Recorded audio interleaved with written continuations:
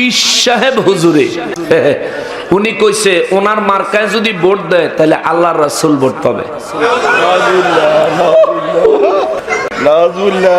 পীর সাহেব হুজুর, এদেরকে পীর সাহেব নয় প্রস্রাব বলতে হয়। আমরা রে বলো মাজার পূজারি, জীবনে কোনদিন পূজা বুঝলাম না, পূজা চিনলাম না, পূজার মণ্ডপে হাজির হইলাম না। এখন দেখি তুমি পূজার মণ্ডপে হাজির, বুঝা যায় তুমি আমাদের দিকে পূজার যখন এক আঙ্গুল দিছ, তোমার হাতের 3 আঙ্গুলে কয় তুমি নিজেই পূজারি। ঠিক কিনা বলো? তোমার 3 আঙ্গুলে কয় তুমি নিজেই পূজারি মিয়া। হায় হায় হায়, ওরা ভাঙলো কত অলির দরবার, পাহারা দিল মন্দির বারবার, ঠিক না?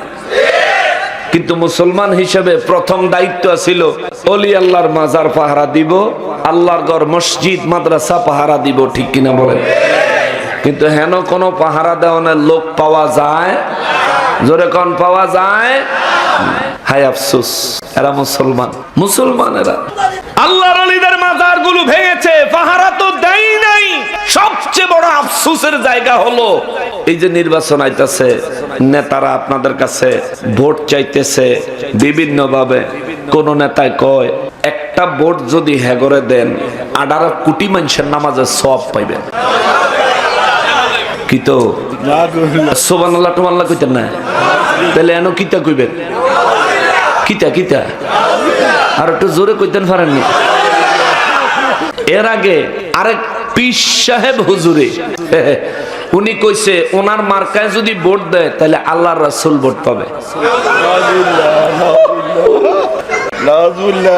পীর সাহেব হুজুর, এদেরকে পীর সাহেব নয় প্রস্রাব বলতে হয়।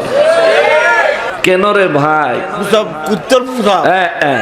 ঠিক কইছে, ঠিক কিনা বলেন ভাই?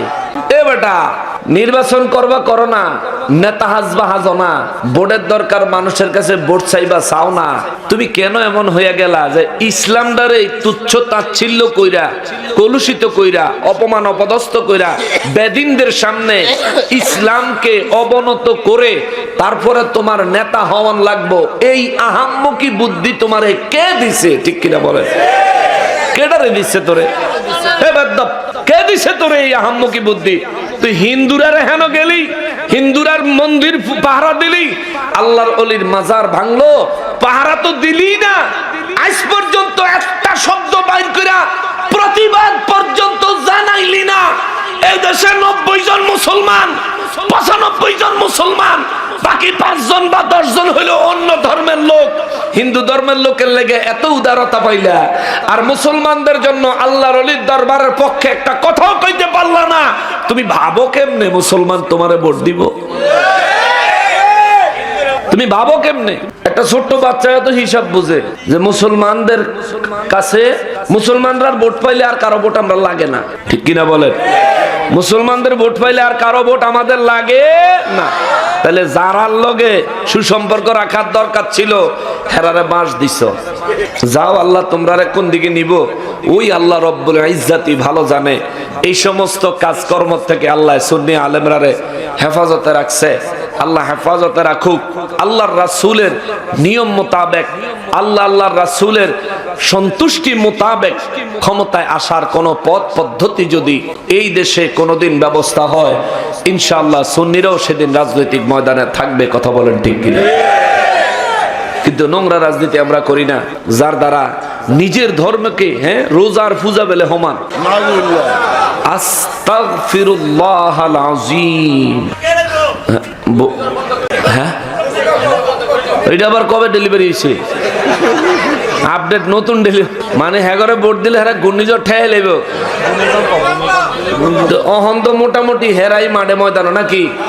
কয়েকদিন আগে আল্লাহ যে হালকা করে জাহা দিয়া নিউ মার্কেট যে এক বিল্ডিং এর লোক আরেক বিল্ডিং এর সুমা দেওয়াই লাইছে, সেটা দিয়ে ঠিয়াই চাললো না। কয়েকদিন আগে আল্লাহ জাহা দিছেন না, একটু হালকা করে দিছে আর কি। নেপালের মতন দিলে বান্দা, ঢাকা শহরে তো একটা মানুষ জিন্দা ফিরতো না। যে পরিমাণ গণবসতি, যে পরিমাণ বিল্ডিং, আর যেই রাস্তাঘাটের যে অবস্থা, হাঁটা চলাফেরা করার মতন স্বাস্থ্যসম্মত সুন্দর পরিবেশ সম্মত কোন রোড ঘাট ঢাকা শহরে নাই। এই ঢাকা শহরে যদি আল্লাহ ওই নেপালের মতন যদি একটু লারা দিয়ে দেয়, তাহলে শেষ। দে লারা চিনি সারা, ঠিক কিনা বলেন? তাহলে খেলা ফাইনাল হয়ে যাব। তুমি ঘূর্ণিঝড় ঠেয়াইবা। তুমি কে? আবু জাহিল পারে নাই, নমরুদে পারে নাই, ফেরাউনে পারে নাই, ঠিক কিনা বলেন? তুমি বোর্ডে আইয়া নির্বাচিত হইয়া ঘূর্ণিঝড় ঠেয়াইবা। আর ফেরাউনের রেডিমেড বাদশাহ ছিল, খোদাও ছিল, নিজেরে খোদাও দাবি করছিল। নমরুদে বাদশাহ ছিল, নিজেরে খোদাও দাবি করছিল। কিন্তু দ্বীনে ইসলামের মোকাবেলায়, আল্লাহ রাব্বুল ইজ্জাতের কুদরতের মোকাবেলায় মশার লগে কুলাই নাই, ঠিক কিনা বলেন?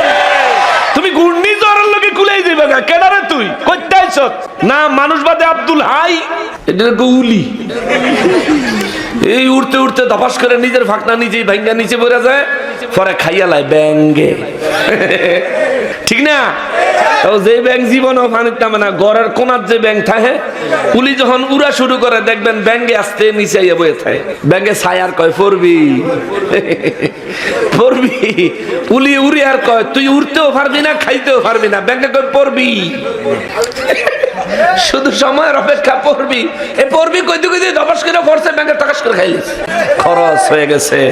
এরকম উলি খাওয়ার জন্য আল্লাহ বহুত ব্যাং ঘরের কোনায় কোনায় দিয়া রাখছে, ঠিক কিনা বলে? লাফাইও না, লাফাইও না, লাফাইও না। দেশ চালানো বাহাদুরির বিষয় নয়, এটা সেবা, খেদমত। যদি মানুষের সেবা ইসলামের কোনো ক্ষতি না করে, বরং ইসলামী দিক নির্দেশনা ঠিক রেখে যদি দেশ ও জাতির সেবা করতে পারো, আল্লাহর দরবারেও পুরস্কার পাইবা। আর যদি বাবা তুমি এটারে নিজের পাওয়ার, ওই যে এক দল গেছে না 16 বছর কইরা, এরপরে দিয়া সৈরাচারি কইরা, সহায় সম্পদ অনেক টিয়া পয়সার মালিক টালি কইয়া, কি নির্মম পরিণতি হয়েছে তাদের। তোমরা যে কাম করছো, হেরা তো মন্দিরও পূজা দেয় নাই, মাজার ভাঙ্গায় নাই। তোমরা মন্দিরও পূজা দিছ, মাজার ভাঙ্গাইছ, ইসলাম রে নিয়ে কলুষিত করছো। আল্লাহর কসম, ওরা পালানোর সুযোগ পাইছে, তোমরা তাও পাইবা না। বিশ্বাস করো, তোমরা তাও পাইবা না। ক্ষমতার মেয়াদ লিমিটেশন, লিমিট দেওয়া। ও ভাই, আমাদের ক্ষমতা দরকার, পাওয়ার দরকার। আমি মুসলমান, আল্লাহ এবং তার রাসূল সাল্লাল্লাহু আলাইহি ওয়াসাল্লামের দ্বীন ইসলামকে সমুন্নত করার জন্য যা করা দরকার আমি তা করব। তাইলে আমি মুসলমান।